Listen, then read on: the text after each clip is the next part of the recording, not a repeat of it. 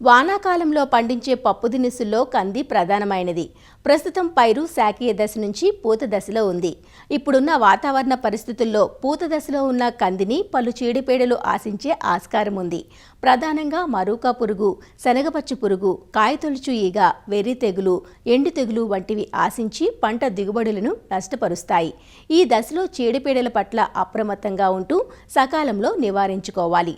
చీడపీడల నివారణకు సమగ్ర చర్యలు పాటించాలంటూ తెలియజేస్తున్నారు ప్రొఫెసర్ జయశంకర్, తెలంగాణ రాష్ట్ర వ్యవసాయ విశ్వవిద్యాలయం పాలెం కృషి విజ్ఞాన కేంద్రం శాస్త్రవేత్త డాక్టర్ శైల. వానాకాలంలో సాగు చేసేటువంటి పప్పుదినుసు పంటల్లో కంది పంట అనేది చాలా ముఖ్యమైనటువంటి అపరాల పంట అని చెప్పుకోవచ్చు. ప్రస్తుతము శాఖీయ దశ నుంచి పూత దశలో ఉంది. ఈ పూత దశ అనేది చాలా ముఖ్యమైనటువంటి దశగా చెప్పుకోవచ్చు. కంది పంటలో పూత దశలో ఆశించేటువంటి పురుగులను గనక మనం చూసుకున్నట్లయితే మొదటగా మారుకా మచ్చల పురుగు. ఇది లేత ఆకులను, లేత పూతను ఒక గూడులాగా కలుపుకొని లోపట ఉన్నటువంటి పదార్థాన్ని తినివేస్తుందన్నమాట. దానివల్ల పూత రాలిపోవడము, కాయ కాకపోవడం లాంటివి మనం గమనిస్తూ ఉంటాం. ఈ మారుకా మచ్చల పురుగుని నివారించడానికి మొదటగానే ఈ గుడ్లు పెట్టకుండా ఉండడం కోసము వేప నూనె అంటే అజాడిరాక్టిన్ 1500 ppmని 5 మిల్లీలీటర్లు లీటర్ నీటికి పిచికారీ చేసుకోవాలి.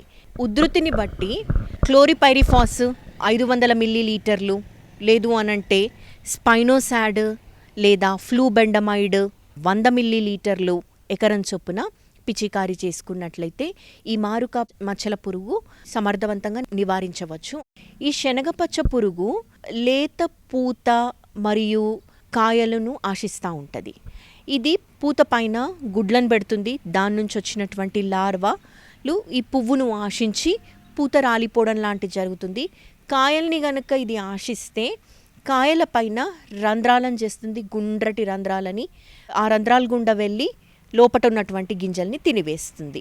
ఈ శనగపచ్చ పురుగుని నివారించడానికి మొదటగానే పూత దశలో అజాడిరక్టిన్ 1500 ppmని 5 మిల్లీలీటర్లు లీటర్ నీటికి కలుపుకొని పిచికారీ చేసుకోవాలి. అంతేకాకుండా ఎదిగినటువంటి లార్వాలు గనక గమనిస్తే ఆ మొక్కని గట్టిగా ఊపాలి. దానివల్ల ఆ లార్వాలన్నీ కింద పడిపోతాయి. వాటిని ఏరి పడేసి నాశనం చేయొచ్చు.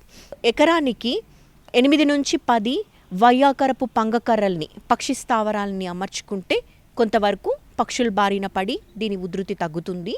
లింగాకర్షక బుట్టలు ఎకరానికి 5 చొప్పున అమర్చుకొని మగరెక్కల పురుగుల జాడను కనుక్కోవడమే కాకుండా కొంత ఉధృతిని మనం నివారించవచ్చు.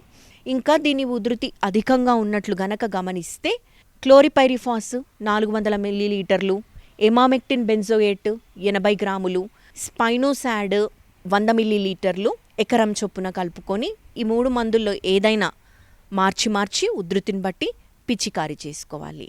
కాయ తొలిచేటువంటి ఈగ కూడా ప్రధానమైనటువంటి సమస్య. ఇదేంటంటే కాయ మొత్తము ఏర్పడిన తర్వాత ఇది కాయ పైన చిన్నటి గుండు సూది లాంటి రంధ్రాలను చేస్తుంది.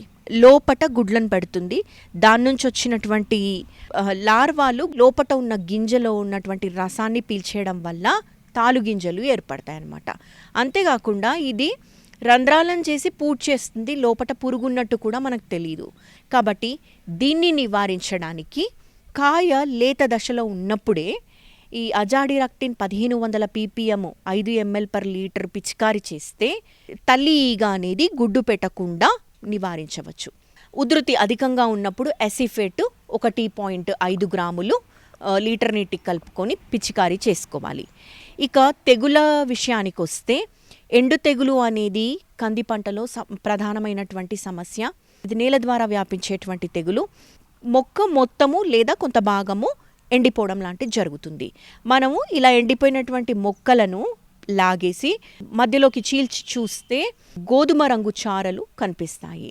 అలా మనం ఇది ఎండు తెగులని నిర్ధారించవచ్చు.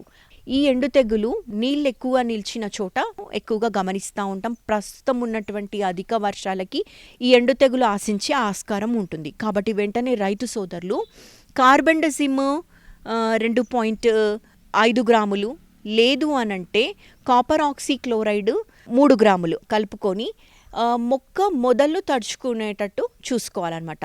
కంది పంటలో వెర్రి తెగులని వస్తుంటుంది. దీన్ని గొడ్డుమోతు తెగులని కూడా అంటారనమాట.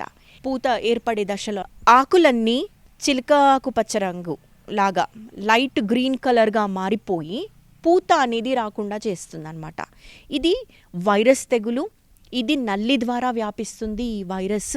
కాబట్టి దీనికి పొలం గట్ల చుట్టూ కానీ దూరంలో కానీ ఎలాంటి కలుపు లేకుండా చూసుకోవాలి. ఇది కలుపు ద్వారా కూడా వ్యాపిస్తూ ఉంటుంది. ఈ నల్లిని నివారించడానికి పొడి గంధకము 3 గ్రాములు, లేదు అనంటే డైకోఫాల్, లేదు అనంటే స్పైరోమెసిఫెన్ కలుపుకొని పిచికారీ చేసుకున్నట్లయితే సమర్థవంతంగా మనము మొదట్లోని ఈ గొడ్డు తెగుల్ని నివారించవచ్చు. అంతేకాకుండా మధ్య మధ్యలో మొక్కలు గొడ్డు తెగుల్కి గురి అయినట్టు కానీ లైట్ గ్రీన్ కలర్గా మారుతున్నట్టు గమనిస్తే వెంటనే ఆ మొక్కల్ని తీసేసి దూరంగా పడేసి వాటిని నాశనం చేయాలన్నమాట.